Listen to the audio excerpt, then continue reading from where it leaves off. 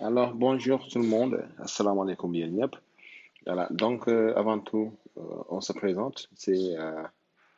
English for All, donc dans la chaîne Benitodo. Voilà, on est là pour aider les gens avec des cours d'anglais. Donc, à la base des cours d'anglais, yoo xamante ni dañ koy def ak langue d'apprentissage bi nekkaale bon explication yi ci boole tuuti wolof pour que ñeneen ñëpp mën a gën a comprendre mu gën a neex comprendre mais série de vidéos bii nii c'est pour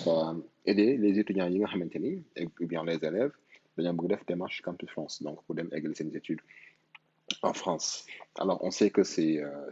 parfois un peu compliqué pour certains et que day def recours à des entreprises ou bien à des agences yoo xamante ni dañuy laaj xaalis bu bëri pour def li nga xamante ni moom mooy nekk démarche yi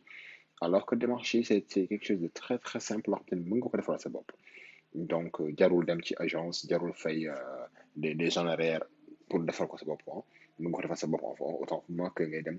di ko santaane donc comme on dit dafa nekk projet boo xamante ni c'est un peu personnel donc projet personnel boo xamante ni yow yaa ko moom sa bopp donc yaa ko war a mën a defaral sa bopp en fait parce que yaa xam li nga bëgg yaa xam li ngay jàng yaa xam na moo ne sa projet d'étude sa projet professionnel donc yaa ko mën a defaral sa bopp alors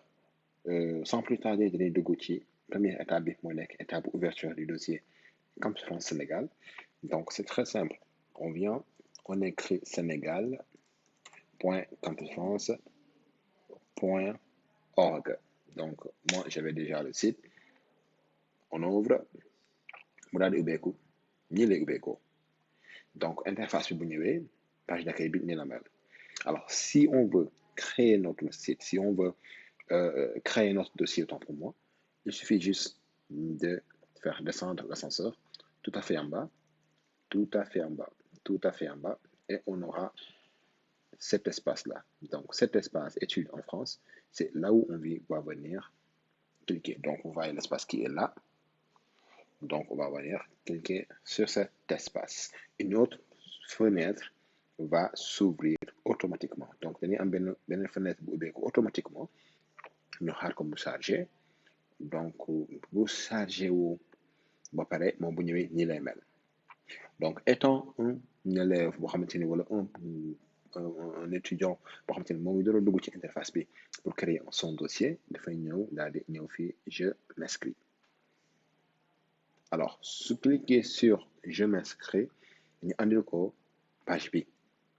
donc voilà ñun ñëpp jàng nañu mën nañu lire et que dañ comprendre c'est comme si ngay ubbi sa benn page ci benn réseau social ou bien quelque chose comme ça donc fii dañuy demander sa adresse email après nga confirmer adresse email bi def sa nom de famille sa prénom sexe blablabla tout ce qui suit jusqu'en bas et on valide après validation automatiquement on reçoit un mail si suñu compte email bi xam ne moom la ñu informé woon fii nii ñu reçoit mail bi ñu daal di ubbi mail boobu noonu y a un lien on clique sur le lien pour aller modifier notre mot de passe le tour est joué nga daal di dem dugg nag léegi li nga xam te ni moom moo nekk sa biir dossier Campus France boo duggee sa dossier et c'est là où tu vas commencer à maintenant éditer le dossier c'est-à-dire commencer def say informations personnelles say parcours après nga daal di def say choix d'université et voilà donc prochaine vidéo bi incha allah dinañ ci ñëw autant pour moi prochaine vidéo bi dinañ ñëw ci ñuy éditer li nga xamante ni moom moo nekk dossier bi et voilà donc boo ko édité ba nga pare après sa soumission la def say projet d'étude projet professionnel donc comme ni ma waxoon sànq projet la boo xamante ni yaa ko moomal sa bopp jarul ngay dem di fay nit parce que yow yaa ko moomal sa bopp xam nga li nga bëgg jàng keneen ki xamul li nga bëgg jàng tu vois xamula mooy sa projet donc boo ko defee sa bopp ci nga gën a nekk à l'aise boo demee ci entretien ba mën a expliquer exactement ce que tu vas faire donc d'ici là portez-vous bien et ñëw ñu ak beneen vidéo